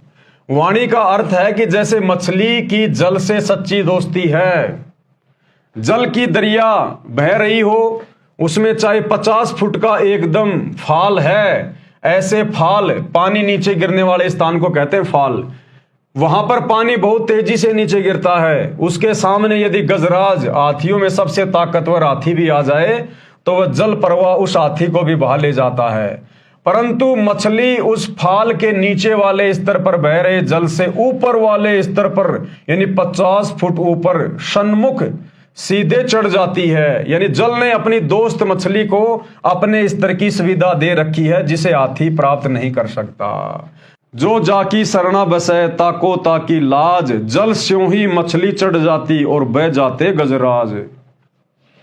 अब आसानी से समझ सकेंगे कि कुरान मजीद की सूर 7:38 आयत नंबर 41 और 42 में जो चश्मा यानी पानी का फवारा लात मारने से अयूब के अल्लाह ने जमीन से निकाल दिया, कारण यह है कि प्रत्येक प्रभु में अपने स्तर की शक्ति है। कुरान मजीद यानी कुरान शरीफ का ज्ञान देने वाला काल ब्रह्म, ये शैतान ज्योति निरंजन, इसकी सत्ता 21 ब्रह्मांडों पर है। उनमें से एक ब्रह्मांड के सब लोकों में जीव हैं। जिस ब्रह्मांड में हम हैं, इसका प्रभु भी ये काल ब्रह्म है। इसके स्तर की साधना करने से ये चमत्कार करता है। इसके द्वारा बताई भक्ति क्रियाओं से जन्नत स्वर्ग में सदा नहीं रहा जा सकता। जन्म तथा मृत्यु का चक्र सदा बना रहेगा। कुत्ते, गधे, शुअर आदि पशुओं व पक्षियों, जीव जंतुओं के शरीरों में कष्ट प्रत्येक जीव को उठाना पड़ता है। चाहे कोई भक्ति यानी इबादत करे चाहे ना करे, इबादत न करने वाले सीधे नरक में जाते हैं, फिर पशु पक्षी आदि के जीवन भोगते हैं, और इबादत करने वालों को कुछ समय स्वर्ग का सुख मिल जाता है। उनको भी नरक यानी जहन्नुम में गिरना पड़ता है। अन्य जीवों के शरीरों में भी कष्ट भोगना पड़ता है। केवल सृष्टि उत्पन्न करने वाले कादिर अल्लाह, जिसे गीता अध्याय 8 श्लोक 3 में परम अक्षर ब्रह्म कहा है, तथा उसी की जानकारी इसी अध्याय के श्लोक नंबर 8, 10 तथा 20 व 22 में, तथा गीता अध्याय 15 श्लोक 17, गीता अध्याय 18 श्लोक 46, 61, 62 में, तथा अनेकों अन्य स्थानों पर गीता में है। तथा कुरान मजीद की सूर फुरकान 25 आयत नंबर 52 से 59, सूर बकरा 2 आयत नंबर 255 तथा अन्य अनेकों सूरों में, जिसको संपूर्ण जगत का उत्पत्ति करता परवरदिगार व शाश्वत अविनाशी बताया है, उसकी इबादत करने से साधक यानी भगत सदा रहने वाले सुख स्थान सतलोक को प्राप्त करता है। वहां जाने के पश्चात फिर कभी काल के लोक में जन्म नहीं लेता। गुरुदेव के कहने का मतलब है कि फायदा तो शैतान की भक्ति से भी मिलेगा, क्योंकि यह भी 21 ब्रह्मांड का राजा है, स्वामी है, भगवान है, साहब है। जिस प्रकार फायदा तो आपको एक थानेदार भी दे सकता है यदि आपका दोस्त है तो, लेकिन मुख्यमंत्री के स्तर का लाभ वो थानेदार नहीं दे सकता। अपने स्तर का लाभ तो थानेदार भी दे देगा, क्योंकि वो भी अपने स्तर पर अपने क्षेत्र में पावर लेकर बैठा है। इसी प्रकार लाभ तो ये शैतान भी दे देता है, क्योंकि ये भी किस ब्रह्मांड का प्रभु है, स्वामी है, राम है, खुदा है। लेकिन इसकी भक्ति से तुम्हारा जन्म मरण का रोग नहीं कटेगा। तुम जहन्नुम का वो कष्ट भोगने से नहीं बच सकते, नरक भोगने से नहीं बच सकते इस शैतान की इबादत से, जिसको तुम खुदा मान के, अल्लाह मान के पूज रहे हो। तो वो जो अयूब था, उस अयूब को जिस प्रकार से जमीन से वो जल प्राप्त हुआ ठोकर मारने से, तो ये जो मुसलमान जिसे अपना खुदा कह रहे हैं, अल्लाह कह रहे हैं, वो शैतान इतना छोटा मोटा लाभ दे देता है, ऐसे चमत्कार वो कर देता है, कोई बड़ी बात नहीं है, लेकिन वो तुम्हारा जन्म मरण का रोग नहीं मिटा सकता। जिस खुदा का भगत अयूब था शैतान का, उसी का भगत भीम था। यानी द्वापर युग में जो 5 पांडव थे, जिनमें एक भाई का नाम था भीम, तो भीम भी काल की भक्ति करता था, शैतान की भक्ति करता था द्वापर युग में। तो कहते हैं मुसलमान धर्म में वो अयूब नाम का भगत जिस खुदा की इबादत करता था, शैतान की, उसको खुदा समझ के, उसी का भगत भीम था। और महाभारत ग्रंथ में प्रकरण है कि भीम अपनी माता तथा पत्नी द्रौपदी तथा अन्य चारों भाइयों के साथ हिमालय पर्वत पर गए। जल का अभाव था, सब प्यास से व्याकुल हो गए। भीम ने पैर को मोड़कर गोडा जमीन पर मारा, पत्थरों से मीठे जल का चश्मा बह चला, फवारा निकल गया। उस स्थान को भीम गोडा कहते हैं, जो भारत के उत्तराखंड राज्य में हरिद्वार के पास में है। तो गुरुदेव कह रहे ये तो कोई बड़ी बात नहीं है, ये छोटे मोटे चमत्कार करना ये तो शैतान के लिए कोई बड़ी बात नहीं है, लेकिन चमत्कार माध्यम से उसको खुदा मान लेना, अल्लाह अकबर मान लेना, ये हमारी नासमझी है। केवल ऐसे चमत्कार के होने से कादिर खुदा नहीं माना जा सकता। कादिर खुदा कबीर जी ने अपने भगत वीर देव सिंह बघेल काशी के नरेश के लिए जंगल में ऊंची सूखी पहाड़ी के ऊपर मीठे जल का तालाब बना दिया। 650 साल पहले जब कादिर खुदा अल्लाह कबीर दास नाम से काशी में प्रकट थे, और वीर देव सिंह बघेल जो काशी नरेश था, उन्होंने नाम दीक्षा ले ली थी कबीर जी से। और उसके बाद वो एक बार जंगल में शिकार करने गया, तो वहां पर इतनी भयंकर प्यास लगी जंगल में, कहीं कोई पानी नहीं मिला। अगर 10 मिनट पानी ना मिले तो सारे मर जाएं, इतनी भयंकर प्यास। तो कबीर परमात्मा भी उस दिन वीर देव सिंह बघेल के साथ में थे। तो परमात्मा ने फिर कहा कि भाई उस पहाड़ी के ऊपर जाकर देखो। तो वहां एक सैनिक गया, तो जाकर देखा वहां तो पानी का, ठंडे पानी का, मीठे पानी का, स्वच्छ पानी का पूरा तालाब बना हुआ है। काजू किशमिश सेव संतरे मौसमी आम अंगूर के पेड़ों के बाग लगे हुए हैं, और सब ने जाकर छिपकर पानी पिया और पेट भरकर उन्होंने फल फ्रूट खाए। तो ये है समर्थ अल्लाह। अरे अयूब के लिए अगर उसने जमीन से पानी का फवारा निकाल दिया, कौन सा चमत्कार हो गया। कबीर परमात्मा ने तो वीर देव सिंह बघेल के लिए तालाब का तालाब बना दिया पहाड़ के ऊपर। उसके चारों ओर फलदार वृक्षों के बाग लगा दिए, क्योंकि राजा तथा उसके साथ सैकड़ों सैनिक शिकार के लिए जंगल में बहुत आगे तक चले गए थे। वे सब भूख तथा प्यास से मरने वाले थे, प्राण जाने को हो गए थे। उनके जीवन की रक्षा की। इस करिश्मे के साथ साथ पूर्ण मोक्ष भी कबीर अल्लाह ने अपने भगत को पूर्ण मोक्ष भी प्रदान करता है। भगत को सदा सर्वश्रेष्ठ जन्नत में रहने के लिए स्थान देता है सतलोक में। ये चमत्कार तो कबीर परमात्मा कादिर खुदा अल्लाह कबीर करता ही करता है। उसके साथ साथ कबीर परमात्मा अपने भगत को जहन्नुम में नहीं जाने देता, जो उसकी सच्ची इबादत करता है। उसे 84 लाख योनियों में पशु पक्षी नहीं बनने देता, और उसे ओरिजिनल जन्नत सतलोक में भी पूर्ण मोक्ष देता है। जो जितना प्रभु यानी खुदा है, वह अपनी इज्जत रखने के लिए अपने भगत को अपने स्तर का लाभ देता है। कबीर अल्लाह ताला की समर्थता की अधिक जानकारी के लिए अध्याय हजरत आदम से हजरत मोहम्मद तक में पढ़ें, ढेर सारे प्रमाण, वो आगे हम पढ़ेंगे इस वीडियो में। अगला सवाल, कुरान मजीद की सूर 7:38 आयत नंबर 45 से 51 में हमारे यानी मुसलमानों के अल्लाह ने बताया है कि जो हमारे बंदों इब्राहिम और इसहाक और याकूब, इस्माइल और अल यश तथा जुल्किफ्ल जैसे नेक व परहेजदार होंगे, उनके लिए जन्नत के दरवाजे खुले होंगे। वे वहां पर तकिए लगाकर बैठेंगे। उनके खाने के लिए बहुत सारे मेवे व फल होंगे तथा पीने के लिए शराब होगी। अब बताओ, जन्नत में शराब और फिर कहते हैं जन्नत में सारे सुख है, वहां कोई दुख नहीं है। अरे जिस जन्नत में फ्री में शराब मिलती हो, तुम्हारा अल्लाह जिस जन्नत में तुम्हें फ्री में शराब पिलाता हो, फ्री में तुम्हारे सामने लड़कियां पेश करता हो, उस जगह कभी शांति हो सकती है? अरे जिस घर में, जिस गांव में कोई वेश्यावृत्ति का धंधा शुरू हो जाए, दारू का ठेका खुल जाए और लोगों को फ्री में खाने को मिले, वो गांव तो नरक बन जाता है, नरक। वहां तो बढ़वागिरी शुरू हो जाएगी, वेश्यावृत्ति शुरू हो जाएगी, तगड़ी नस्लें बिगड़ जाएंगी। और ये मुसलमान भाई कहते हैं हमारा अल्लाह जन्नत में जाने के बाद हमें फ्री में शराब पिलाएगा है, और फ्री में वहां पर हमारे लिए लड़कियां आएंगी, हम उम्र की लड़कियां आएंगी, और फिर कहते हैं वहां बहुत सुखी हैं। अब परमात्मा सदगुरु रामपाल जी बता रहे हैं क्या है वहां। खाने के लिए बहुत सारे मेवे तथा फल होंगे, तथा पीने के लिए शराब होगी, तथा उनके पास नीची निगाह रखने वाली शर्मीली हम उम्र की बीवियां यानी पत्नी होंगी, हम उम्र की। क्या इस जन्नत में भगत सदा सुख से नहीं रहेंगे? उत्तर दिया गुरुदेव भगवान ने, जहां पर शराब पीने को मिलती हो तो वहां कोई कैसे सुखी रह सकता है तथा कैसे सदा रह सकता है? आप जी इसी पुस्तक मुसलमान नहीं समझे ज्ञान कुरान में पेज नंबर 62 पर पढ़ें, पहले वीडियो बन चुका है। सर्वनाश के लिए शराब पीना पर्याप्त है। और उसके बाद गुरुदेव एक कथा सुना रहे हैं पुराणों से कि मुसलमान भाई बहन जो कह रहे हैं ना कि जब हम जन्नत में जाएंगे, जब कयामत के बाद हमें कब्रों से निकालकर जन्नत में भेजा जाएगा, तो वह हमारा अल्लाह हमें पीने के लिए फ्री में शराब देगा, हम उम्र की बीवियां देगा। तो परमात्मा कथा सुना रहे हैं कि नालायकों, एक तरफ तो तुम उसको जन्नत कह रहे हो और फिर कह रहे हो वहां फ्री में शराब मिलेगी।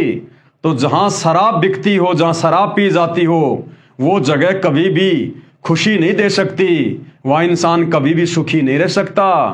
एक घर में अगर कोई एक शराबी हो, पूरे घर को बर्बाद कर देता है। एक गांव में अगर एक शराबी हो, पूरे गांव की नींद हराम कर देता है। तो ऐसी जन्नत में सुख कहां, शांति कहां, जहां पर शराब फ्री में मिलती हो। पुराणों में कथा है, स्वर्ग यानी जन्नत में हिंदू भाई कहते हैं स्वर्ग और मुसलमान उसको कहते हैं जन्नत। वहां पर नल तथा कुब्बर नाम के दो देवता थे जो कुबेर देवता के पुत्र थे। अब ये देवताओं का चरित्र बताया जा रहा है, उनके बेटा बेटियों के चरित्र, उनके संतानों का चरित्र।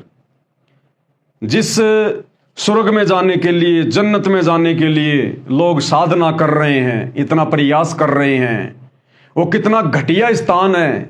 यहां की तुलना में यहां से भी ज्यादा बकवाद है वहां, यहां से भी ज्यादा बकवाद। वहां केवल अपनी भक्ति का आनंद उठाया जाता है, केवल अपनी भक्ति का भोग भोगा जाता है। वहां जो कमाई हमने यहां की है मनुष्य शरीर में, कुछ समय के लिए काल हमारे को जन्नत में, स्वर्ग में भेज देता है और हम अपनी भक्ति कमाई को वहां बकवाद करके नष्ट कर सकते हैं। इससे ज्यादा वहां और कुछ नहीं है। तो देवताओं का चरित्र बता रहे हैं परमात्मा, उनके संतानों का चरित्र।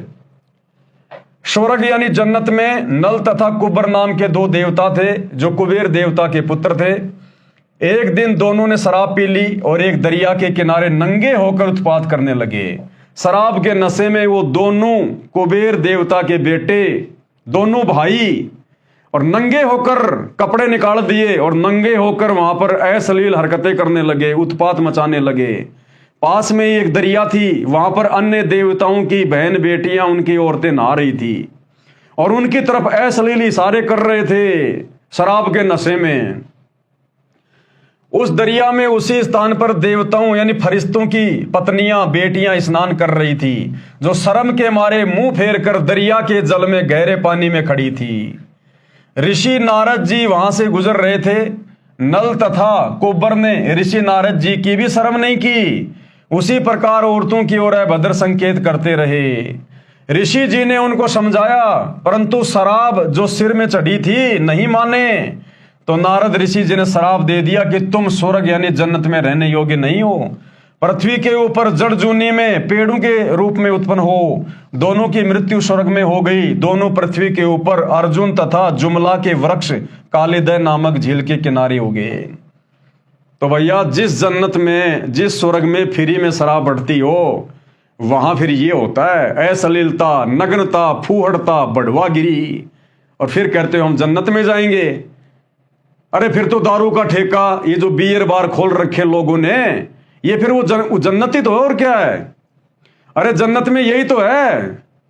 यहां जैसे बियर बार में जाओ, वहां पर शराब पियो, जो मर्जी करो, आप लड़कियों का डांस देखो, वही ऊपर हो रहा है। तो वो तो तुम यहां कर लो। अगर तुम्हें जन्नत देखने का शौक है, अगर तुम्हें स्वर्ग देखने का शौक है, तो किसी बियर बार में जाके देख लो वहां पर क्या होता है। वही फूटता, नगनता, अश्लीलता, वही सब कुछ वहां होता है। तो क्या करोगे वहां जाके?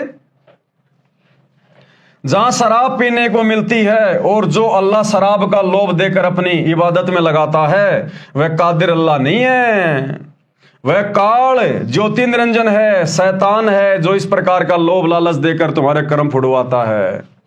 शतलोक के अतिरिक्त किसी भी लोक की जन्नत यानी स्वर्ग तथा महास्वर्ग यानी ब्रह्मलोक बड़ी जन्नत में कोई व्यक्ति सदा नहीं रह सकता।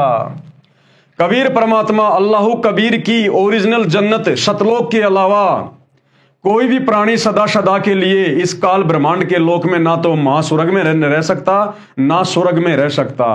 केवल कुछ समय के लिए जाओगे, यदि तुम्हारे थोड़े बहुत अच्छे पुण्य कर्म हैं तो उसके बाद तुम्हें जहन्नुम में, नरक में पटका जाएगा, फिर 84 लाख योनियों में। यह 100% सत्य है। विशेष कुरान मजीद की उपरोक्त सूर 7:38 की आयत नंबर 45 से 51 में यह भी लिखा है कि जन्नत यानी बहिश्त में जाने वालों को हम उम्र अपनी आयु के समान आयु वाली बीवियां, पत्नियां मिलेंगी, जो नीची निगाहों वाली यानी बड़ी शर्मीली होंगी। इस काल ज्योति निरंजन अल्लाह, कुरान का ज्ञान देने वाले अल्लाह ने कहा कि जैसा मुसलमान भाई मानते हैं कि सब कयामत तक मरते रहेंगे, उनको कब्रों में, जमीन में दफनाते दबाते रहेंगे, जब कयामत यानी प्रलय आएगी सब जिंदा किए जाएंगे यानी जीवित किए जाएंगे। जो मुसलमान आज्ञाकारी अल्लाह के आदेश अनुसार चलने वाले हैं उनको जन्नत में, तथा जो काफिर यानी अवज्ञाकारी, बदी करने वाले हैं, उनको जहन्नुम यानी नरक में रखा जाएगा। अब विचार करो गुरुदेव भगवान क्या कहना चाह रहे हैं मुसलमान धर्म के भाई बहनों से। कोई तो 2 वर्ष का मर जाता है, कोई 10 वर्ष का, कोई जवान, कोई वृद्ध, कोई 80-85 वर्ष का मरता है। अब तुम मुसलमानों के अनुसार, और तुम इस आयत का हवाला दे रहे हो कि भाई जब हम जन्नत में जाएंगे तो वहां पर हमारे को हम उम्र की बीवियां मिलेंगी। हम उम्र की, हम उम्र यानी जो मुसलमान जिस उम्र में कब्र में दबाया जाता है उसी उम्र की बीवियां उसको मिलेंगी। तो मान लीजिए कोई लड़का 2 साल का होके मर गया और कब्र में दबा दिया गया, तो जब वो वहां जाएगा तो उसको तो 2 साल की बीवी मिलेगी, क्योंकि वो तो 2 साल का उस कब्र में दबाया गया ना। तो 2 साल की बीवी का क्या सुख भोगेगा तू? और कोई मुसलमान 60 साल का होके मरता है, कोई 80 साल का होके मरता है, तो वहां तो हम उम्र की बीवियां मिलेंगी ना। तो जो मुसलमान 80 साल का होके मरा, 90 साल का होके मरा और कब्र में दबाया गया, और जब वो जन्नत में जाएगा तो उसको तो 80 साल की बीवी मिलेगी, 90 साल की वो बुढ़िया मिलेगी। तो क्या खाक सुख है फिर वहां जन्नत में, जब 90 साल की तुम्हारे को वहां पर बीवियां मिलेंगी हम उम्र की। तो भाई ये तुम्हारा मनमाना आचरण है, तुम्हारी बुद्धि के दरवाजे बंद हैं। सतगुरु रामपाल जी भगवान ये अल्लाह अकबर आकर ये बंद दरवाजे अपना तत्व ज्ञान देकर खोल रहा है। भाई समझने का प्रयास करो, मूर्खता में मत जियो। कोई तो 2 वर्ष का मर जाता है, कोई 10 वर्ष का, कोई जवान, कोई वृद्ध 80-85 वर्ष का मरता है। उनकी हम उम्र बीवियां भी उसी आयु की मिलेंगी। 60 वर्ष के पुरुष की 60 वर्ष की बीवी होगी, 70 वर्ष के पुरुष की 70 वर्ष की बीवी होगी। ऐसे ही अन्य आयु वालों की दशा होगी। वे चाहे नीची निगाह वाली हो चाहे ऊंची निगाह वाली हो, उनको जन्नत में क्या खाक सुख मिलेगा। ये काल ज्योति निरंजन का जाल है, ये शैतान का जाल है जो तुम्हारे को भ्रमित कर रखा है मुसलमान भाई बहनों को। इसके द्वारा भ्रमित ज्ञान दिया जाता है ताकि सब मानव पाप करके यहीं जन्मते मरते रहें, नरक, स्वर्ग व अन्य पशु पक्षियों के शरीरों में भटकते रहें। अगला सवाल, ये कैसे माना जाए कि कुरान मजीद का ज्ञान देने वाला काल ज्योति निरंजन है? तो गुरुदेव भगवान ने उत्तर दिया, प्रमाण पवित्र पुस्तक कुरान मजीद में ही पर्याप्त है। आप जी को यह तो ज्ञान है कि हजरत आदम से लेकर हजरत मोहम्मद तक का खुदा एक ही है, यानी शैतान जिसने हजरत मूसा के ऊपर तौरात पुस्तक को उतारा, हजरत दाऊद के ऊपर जबूर को उतारा, हजरत ईसा के ऊपर इंजिल को उतारा और हजरत मोहम्मद जी पर कुरान शरीफ को उतारा। हजरत मूसा जी को भी पवित्र पुस्तक तौरात उसी ने प्रदान की यानी नाजिल की थी। कुरान मजीद सूर अल कसम 28 आयत नंबर 29 और 32 में तथा सूर ताहा 20 आयत नंबर 9 से 23 में लिखा है कि हजरत मूसा ने तुर यानी कातुर पर्वत के ऊपर आग जलती यानी ज्योति देखी। उसने अपने परिवार के लोगों से कहा, तुम सब यहीं ठहरो, मैं उस आग से तुम्हारे लिए अंगार ले आता हूं। जब मूसा उस आग के निकट पहुंचा तो देखा कि वह लकड़ी से जलने वाली आग नहीं है, वह तो अलौकिक प्रकाश है। उस रोशनी से आवाज आई कि हे मूसा, मैं तेरा रब हूं। ये शैतान, ये काल, ये ब्रह्म, ये किसी के सामने अपने ओरिजिनल रूप में प्रत्यक्ष प्रकट नहीं होता, किसी को दर्शन नहीं देता। इसने कसम खा रखी है, सौगंध खा रखी है, इसको श्राप लगा हुआ है। तो वहां पर वो प्रकाश के पीछे छुपा रहा और मूसा से कहा कि ए मूसा, मैं तेरा रब हूं, तेरा अल्लाह हूं। ये ऐसे ही भ्रमित करता है। तू जूती उतार कर नंगे पैरों से इस पर्वत पर चढ़। जब मूसा कुछ दूरी पर रह गया तो उस ज्योति में से आवाज फिर आई कि मूसा, तू अपनी लाठी मेरी ओर फेंक दो। मूसा ने लाठी फेंक दी जो एक सांप बनकर चलने लगी। फिर कहा कि मैं तुझे अपना रसूल बनाता हूं, तुझे किताब की रोशनी देता हूं, आदि आदि कहा। इससे सिद्ध हुआ कि ज्योति निरंजन ये काल शैतान जिसे काल कहा जाता है, उसी ने मूसा को तौरात किताब उतारी यानी नाजिल की। वही हजरत आदम से हजरत मोहम्मद तक का रब है।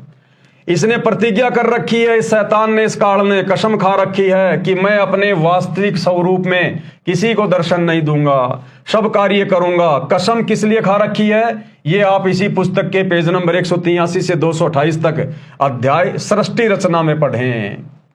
श्रीमद् भगवत गीता का ज्ञान भी इसी ज्योति निरंजन, इसी शैतान ने, इसी काल ब्रह्म ने श्री कृष्ण जी में प्रवेश करके अर्जुन को बताया था। गीता अध्याय 7 श्लोक 24-25 में काल ब्रह्म ने कहा है कि श्लोक नंबर 24 में क्या कहा कि बुद्धिहीन व्यक्ति मेरे अनुत्तम यानी घटिया अटल नियम को नहीं जानते, इसलिए मुझे श्री कृष्ण व्यक्ति रूप में आया श्री कृष्ण मान रहे हैं। ये काल कह रहा है कि ये बुद्धिहीन प्राणी मेरे घटिया नियम से अपरिचित हैं कि मैं किसी के सामने प्रत्यक्ष प्रकट नहीं होता, और मैं श्री कृष्ण में भूत की तरह प्रवेश करके जो गीता का ज्ञान दे रहा हूं ना, तो ये जन समुदाय ये सोच रहा है कि श्री कृष्ण ज्ञान दे रहा है, श्री कृष्ण गीता बोल रहा है, लेकिन ये कृष्ण नहीं बोल रहा। कृष्ण के अंदर मैं काल प्रवेश करके ये ज्ञान बोल रहा हूं, क्योंकि मैं इसी प्रकार से लोगों के सामने आता हूं, अपने ओरिजिनल रूप में नहीं आता। श्लोक नंबर 25, मैं अपनी योग माया से यानी शक्ति से छिपा रहता हूं। ये काल कहता है मैं किसी के सामने नहीं आता, किसी के प्रत्यक्ष नहीं होता। यह अज्ञानी जन समुदाय कभी मनुष्य की तरह जन्म न लेने वाले को नहीं जानता। अर्थात ज्योति निरंजन काल ने स्पष्ट कर दिया कि मेरा अटल नियम है कि मैं छिपा रहता हूं, सबके सामने कभी प्रत्यक्ष नहीं होता, सब कार्य छुपकर करता रहता हूं।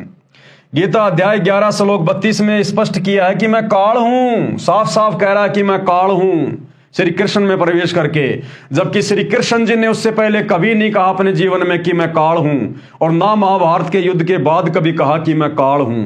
लेकिन उस समय महाभारत के युद्ध के दौरान श्री कृष्ण जी के अंदर यह काल प्रवेश था, तो कह रहा है कि मैं काल हूं। अध्याय 11 श्लोक 32 में स्पष्ट किया है कि मैं काल हूं, और सबका नाश करने के लिए अब श्री कृष्ण में आया हूं, यानी कृष्ण के शरीर में प्रवेश हुआ हूं।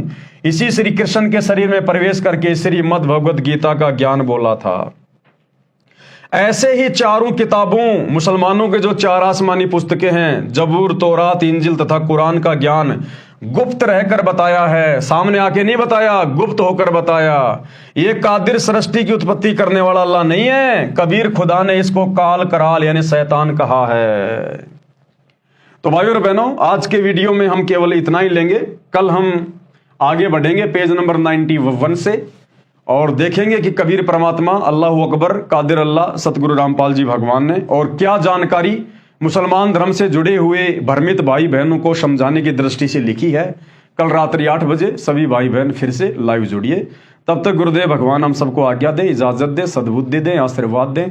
बंदी छोड़ अल्लाह कबीर सतगुरु रामपाल जी परमेश्वर जी की जय हो।